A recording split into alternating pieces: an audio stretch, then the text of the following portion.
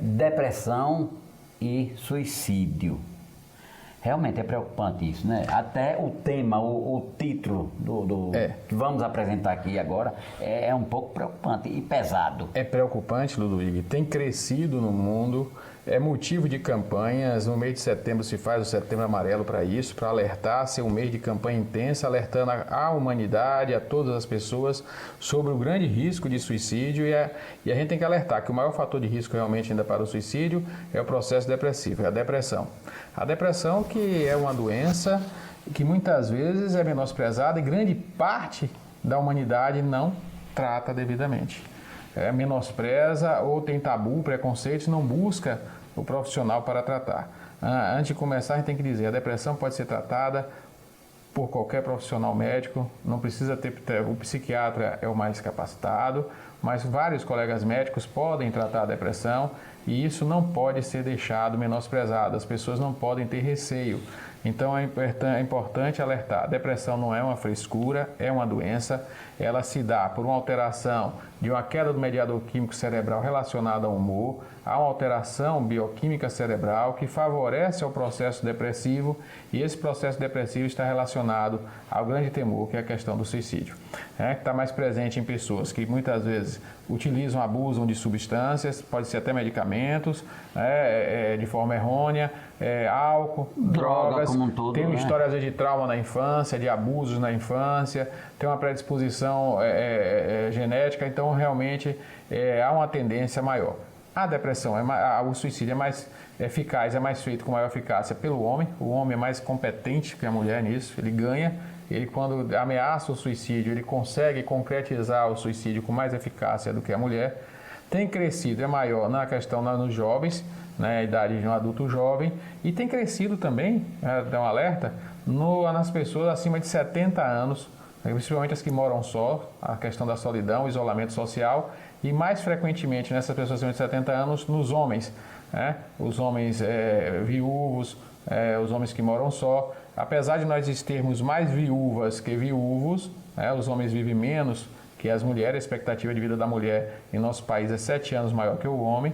Esse homem trabalha um pouco mais, se aposenta um pouco mais tarde, a mulher se aposenta um pouco mais cedo. Nós temos mais pensionistas mulheres que homens. Apesar de termos mais viúvas, são os viúvos que cometem com mais frequência suicídio a partir dos 60 anos. Os homens, nesse ponto, eles têm uma desvantagem nesse sentido. Então, a gente tem que alertar as famílias para um cuidado. E quando se tem uma ameaça de interesse em não mais viver, não precisa falar na palavra morte, deve-se dar uma atenção especial a essa pessoa e correr em busca de auxílio profissional para realmente evitar o possível suicídio que pode acontecer. Não menosprezar, não tenho mais interesse pela vida, para que viver, eu tenho vontade de morrer. Então essas frases ou frases indiretas não devem ser menosprezadas pela família e isso vale para qualquer idade, inclusive adolescentes, e aí as pessoas têm que estar atentas e buscar realmente auxílio profissional. Eu gostaria, doutor, que o senhor elencasse aí aquelas 3, 4, 5 itens que provocam esse tipo de coisa que pode levar a pessoa até um suicídio. Pronto, a obesidade extremada seria um dos motivos também? O suicídio está relacionado a doenças crônicas também. Doenças que trazem dor, que trazem sofrimento físico, que trazem angústia, que estressam. Então, todo fator estressante, seja no jovem, a desesperança profissional, a incerteza de um sucesso profissional, um conflito interno existencial, seja de origem profissional, sexual, existencial de qualquer maneira, familiar, de conflito, pode levar a uma alteração de humor. Você tem a predisposição genética, que leva a um processo... Aí já é o 50%. Então você tem, a gente tem que levar. O fator de risco para a depressão é a questão genética, a história de vida social, os traumas, o bom aprendizado, a história de vida na infância, isso tem importância grande, o aprender a superar. Se a pessoa não aprendeu, se esse condicionamento psicológico é importante, a gente colocar. E aí, as fatalidades, os acertos, os caminhos que a vida traz para a pessoa, e ela no caminho pode encontrar situações que tragam maior sofrimento e que ela pode não ter tido uma base para ter capacidade de superar esse desafio físico, espiritual, então ela precisa, muitas vezes, de um auxílio, de uma ajuda. Então é importante a gente alertar que a gente tem todos esses fatores. E aí o que acontece? A questão da obesidade, ela pode ser até consequência do processo depressivo. Ela pode ser causa e pode ser consequência. Muitas pessoas, quando tem um processo depressivo, elas se entregam e às vezes desistem. E para compensar um sintoma comum da depressão, que é a ansiedade, elas acabam tendo perda do controle dietético e comem de maneira compulsiva, né? E levam ao excesso de peso. Então, você pode ter a depressão pela obesidade e a depressão causando então, a obesidade. Você está colocando aí de forma... E pode isso se transformar em algo, um ciclo vicioso negativo que traz realmente um risco maior. É muito preocupante. É muito mesmo, preocupante. Então, a questão do suicídio está relacionada a doenças crônicas. A obesidade pode ser uma delas, trazendo problemas, desconforto, não só de imagem, de autoestima, como também físico, e pode precipitar um processo, um quadro de suicídio. A gente tem que ter cuidado nessa tem que estar atento a isso. É importante alertar a população. Hoje o lema é falar sobre o problema para que alerte e evite. Cerca de 90% das situações dos suicídios poderiam ser prevenidos se as pessoas tivessem consciência sobre a situação e buscassem auxílio. Isso já está provado. Hoje no Brasil, o suicídio mata mais do que qualquer câncer isolado. As pessoas não sabem disso. Vão ficar espantadas. A cada 45 minutos, em média, ocorre um suicídio no Brasil. Mais de 30 por dia. No mundo, a cada 45 segundos. Então, a incidência cresce. E a tendência, com a questão da instabilidade social, crise financeira, desemprego, esses fatores estressantes sociais, incertezas para o jovem também, para o idoso também, por assistir a família, às vezes, e ter o sofrimento não só financeiro, como também de pouca perspectiva, às vezes profissional para a família, para o futuro, e a gente assiste isso no consultório. A gente atende a pessoa idosa, atende o filho, às vezes atende o neto, e a gente assiste, às vezes, pessoas já com 20 anos, 30 anos, em conflito sobre como vai ser meu dia amanhã, como será minha vida amanhã. E tudo isso pode levar realmente à alteração de humor, esse estresse, ele precipita a alteração de humor, processo depressivo, e isso é fator de risco. Então a gente tem que estar atento a isso aí. Você citou aí, eu acho que uns 4 ou 5. Eu gostaria que você destacasse aquele como o maior, o número 1. Você não citou a questão de ordem conjugal, que tem acontecido muito, Também, né? tem os conflitos familiares. Isso. E aí entra a questão conjugal também. Então você, nesses conflitos conjugais, você também tem processos depressivos, tem tudo que traz estresse, né?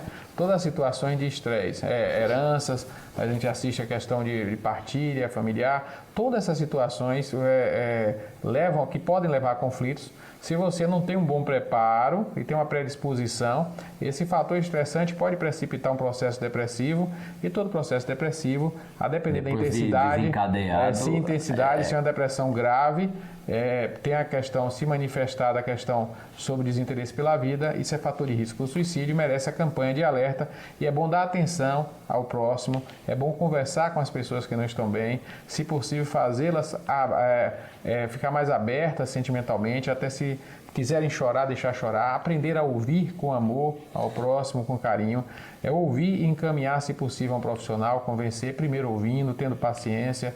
Às vezes uma pessoa amiga é a primeira pessoa que pode ajudar, que pode alertar, pode ser um familiar. Então é importante saber ouvir, não conflitar, concordar sempre nesse momento de aflição, não entrar em conflito. Isso favorece uma interação maior, a que a pessoa tenha uma empatia maior por você e aceite sua sugestão posteriormente. Tem que ter essa sabedoria, esse carinho, esse amor na abordagem. Isso pode ser feito por um líder religioso, por uma pessoa de uma universidade, uma escola, um professor. Às vezes é o primeiro caminho para salvar uma pessoa e ajudá-la nessa questão de uma depressão maior, diminuindo o risco de uma fatalidade futura. Mas aí a pessoa, o técnico com a condição abalizada para resolver esse tipo de problema, seria mais diretamente o psicólogo? O psicólogo, ele tem um papel fundamental na resolução dos conflitos.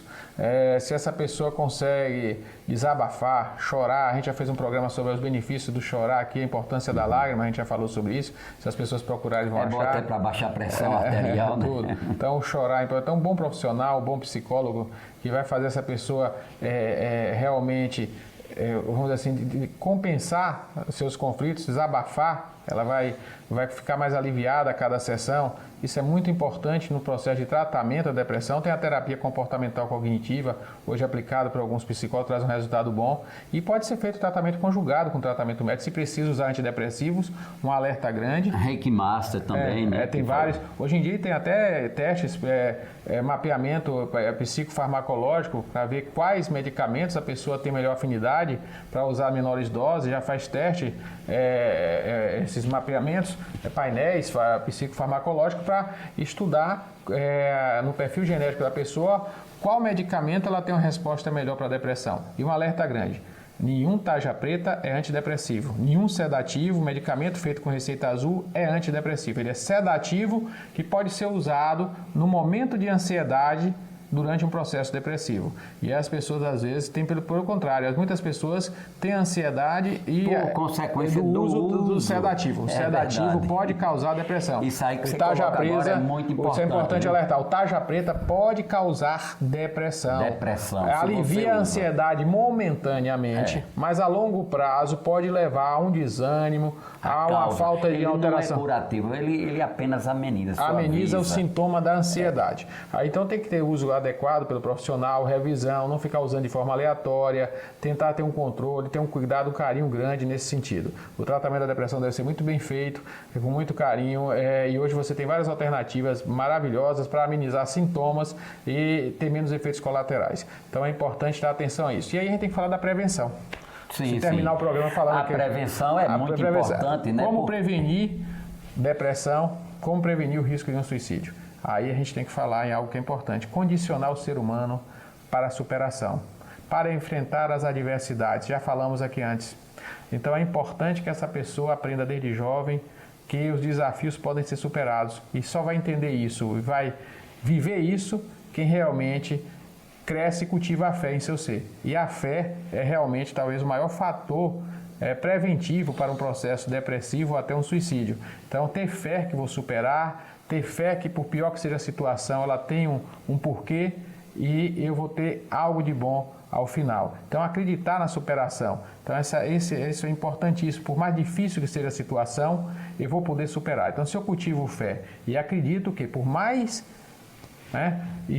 tenebrosa, difícil seja a situação, eu vou conseguir superar, ou se não superar, eu vou entender e vou me confortar, porque tenho fé, essa fé vai me dar paz. Então a paz, a serenidade, ela é calgada, ela vai evitar estresse e ela só existe verdadeiramente, de forma forte, se você tem verdadeiramente fé. Mas aí eu acho que, partindo desse princípio aí, eu acho que a situação mais que deveria ser adotada, aí entra a questão cultural, era justamente a partir da própria família, do seio familiar, antes da escola. Porque se você cultiva de forma paulatina, mas sempre martelando aquela questão, aquela coisa, né? Se você conhece uma determinada família que usa desse artifício, é porque essa família tem, acima de tudo, um conhecimento das coisas totalmente diferente daquilo, porque a gente pode fazer uma análise de forma en passant com relação à família brasileira. Você sabe que nós temos muitas coisas que não condizem com aquilo que nós deveríamos adotar em nossa própria vida. E é muito raro você encontrar uma família que tem essa preocupação. Seria o essencial. É verdade. Temos que entender, as pessoas têm que entender que a educação na escola ela é importante para trazer conhecimento, mas o aluno a cada dia tem um novo professor, a cada dia tem uma nova sala de aula, mas esse aluno tem o mesmo pai e a mesma mãe. Então é esse mesmo pai e essa mesma mãe que tem que ser realmente a luz de capacidade, de superação, de ensinar os caminhos para a vida. O conhecimento na escola, alguns professores ajudam, são referências éticas, mas cada pai e mãe não podem esquecer do seu grande papel de referência, de apoio e de ensinamento na questão de enfrentar as dificuldades de superação para a criança, para o jovem e para aquele filho já adulto também que continua muitas vezes ouvindo pai e mãe. É importante essa relação familiar, essa relação de respeito. De suma importância. E aí o jovem merece e deve estar atento a ter humildade, humildade, aprender a ser humilde e ouvir um pouco aqueles que têm um pouco mais de experiência. A juventude precisa parar mais com o celular, mais com os jogos e ouvir um pouco mais os adultos. É muito difícil parar com o celular. Temos que alertar. Temos que alertar, né? É o mínimo que a gente pode fazer.